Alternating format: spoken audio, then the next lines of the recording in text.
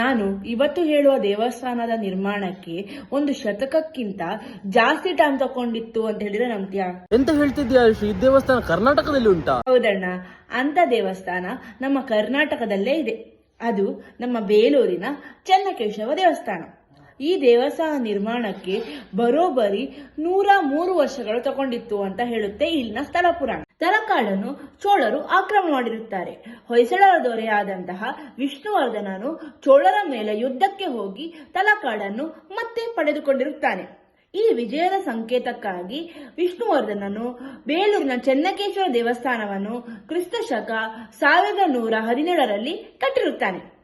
ಆದರೆ ಈ ದೇವಸ್ಥಾನ ಇವನ ಕಾಲದಲ್ಲೇ ಸಂಪೂರ್ಣವಾಗಿರುವುದಿಲ್ಲ. ಇನ್ನ ಪೀಳಿಗೆ ಆದಂತಹ ನರಸಿಂಹ ಬಳ್ಳಾಲ ಈ ದೇವಸ್ಥಾನವನ್ನು ವಿಸ್ತಾರಗೊಳಿಸುತ್ತಾನೆ. ನಂತರ ಬಂದಂತಹ ವೀರಬಳ್ಳಾಲ ಕ್ರಿಸ್ತಶಕ 1220ರಲ್ಲಿ ಈ ದೇವಸ್ಥಾನವನ್ನು ಸಂಪೂರ್ಣವಾಗಿ ಪೂರ್ಣಗೊಳಿಸುತ್ತಾನೆ. ಈ ದೇವಸ್ಥಾನದ ಪ್ರಧಾನ ಶಿಲ್ಪಿಗಳು ಶ್ರೀಯುತ ಜಕ್ಕಣಾಚಾರ್ಯವರು. ಇವರೊಂದಿಗೆ 100ಕ್ಕೂ ಹೆಚ್ಚಿನ ಶಿಲ್ಪಿಗಳು ತಮ್ಮ ಶಿಲಾ ನೈಪುಣ್ಯತೆಯಿಂದ ಈ ದೇವಸ್ಥಾನವನ್ನ ಇನ್ನೂ ಹೆಚ್ಚು ಸುಂದರಗೊಳಿಸಿದ್ದಾರೆ ಅಂತ ಹೇಳಿದ್ರೆ ತಪ್ಪಾಗುವುದಿಲ್ಲ. ಇನ್ನೊಂದು ಇಂಟ್ರೆಸ್ಟಿಂಗ್ ಫ್ಯಾಕ್ಟರ್ ಏನಂದ್ರೆ, ಈ ದೇವಸ್ಥಾನದ ದೇವರಿಗೆ ಮೊದಲಿಗೆ ಚೆನ್ನಕೇಶ್ವರ ಎಂದು ಹೆಸರಿರಲಿಲ್ಲ, ಬದಲಿಗೆ ವಿಜಯನಾರಾಯಣ ಎಂದು ಹೆಸರಿತ್ತು.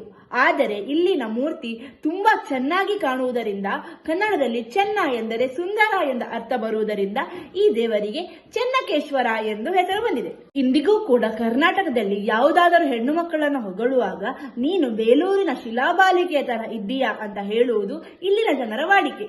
ಏಕೆಂದರೆ ಬೇಲೂರಿನ ಶಿಲಾಬಾಲಿಕೆಗಳು ಒಂದಕ್ಕಿಂತ ಒಂದು ಮನಮೋಹಕವಾಗಿದೆ, ನೋಡಲು 2 ಕಣ್ಣು ಸಾಲುವುದಿಲ್ಲ. ಬೇಲೂರಿನಲ್ಲಿ ಇರುವಂತಹ ಮೋಹಿನಿ ಶಿಲಾಬಾಲಿಕೆ ಹಾಗೂ ದರ್ಪಣ ಸುಂದರಿ ಶಿಲಾಬಾಲಿಕೆ ಇದಕ್ಕೆ ಒಂದು ಉದಾಹರಣೆ ಸರಿ.